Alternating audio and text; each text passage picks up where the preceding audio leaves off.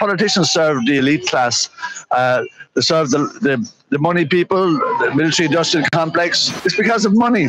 Money buys votes, you know. Media freedom all across Europe and the world is in serious trouble. He's literally in jail for telling the truth.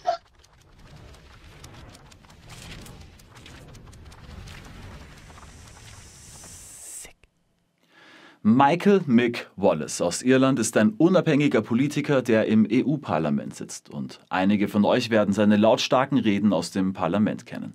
Er ist langjähriger Unterstützer von Julian Assange und war einer von denen, die die Anhörung im Gericht mitverfolgt haben. Wir haben ihn für euch in London interviewt, als er gerade in das Gerichtsgebäude des Royal High Court of Justice gehen wollte am zweiten Verhandlungstag. Jetzt mit deutscher Übersetzung für euch EU-Parlamentarier Mick Wallace. So, wenn wir jetzt einen Europaabgeordneten hier, you have watched the trial yesterday. Yeah. What was your impressions yesterday of the trial of Julian Assange? Well, listen, I mean, it's very hard to tell. The legal side for Assange, I liked a lot of the things they were saying. It was a bit more general, exposing the fact that America is a rogue actor. Its assurances are not worth the papers they're written on, and that it's important that the court keeps that in mind. I mean, it's total nonsense for the court to accept any assurance from any US state, and even if they did take assurances from this state, there'll be a completely new government probably at the end of the year in America. But listen, we don't know. The judicial system everywhere, and particularly in the UK, leaves a lot to be desired, right? And sometimes they behave well and sometimes they don't. I mean, we were pleasantly surprised at the ruling at the International Court of Justice in The Hague, where 14 out of 15 judges took the side of South Africa against Israel. And that was really impressive to see so many judges do the right thing from our perspective. So they don't always behave badly. So we have to have some hope. Now, obviously, today you'll have the US team arguing for extradition. And it'll be a whole different story today, and they'll be undermining the points made yesterday.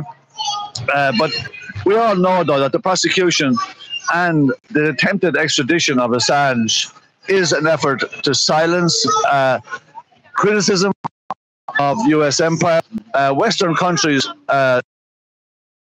time, and they don't want journalists exposing this. And Assange is locked up because he did. I mean, he's literally in jail for telling the truth. And you know, media freedom all across Europe and the world is in serious trouble if Assange is left to rot in jail. So you still have hope today? Listen, there's always hope. Yeah. I mean, look at we're seeing the US, UK, and European countries promote a stupid US-NATO war in Ukraine for no good reason. There's over 300,000 working-class Ukrainians dead. It's absolute nonsense. But we see all the political class supporting it. Likewise, we're watching a genocide in Gaza and supporting it. The odd little bit of criticism, but they still haven't even condemned Israel for war crimes. Absolute nonsense. So, look, while it can be difficult for people to have hope sometimes, but we still have to have it, and things can change. The people are in a different place to the politicians. The politicians serve the elite class. They serve the money people, the military-industrial complex. They don't serve the ordinary people. And we can see that with today, there's 90% of the people of Europe are wanting peace in Ukraine, that they want a ceasefire in Gaza, and we've the vast majority of politicians still supporting the colonial projects. Last question, what can the ordinary people out there do for Assange and do for the case, do for press freedom? Well, I'll tell you what they have to do is you have to start voting different in the elections for a start, and vote, right? I mean, we have the same, I mean, the European Parliament is but 95% right-wing. Why is that? I mean, that's not where the people are. I mean, at maximum, half the people might have a right-wing tendency, but the other half don't. How come 95% of the politicians in the European Parliament are right-wing? It's because of money.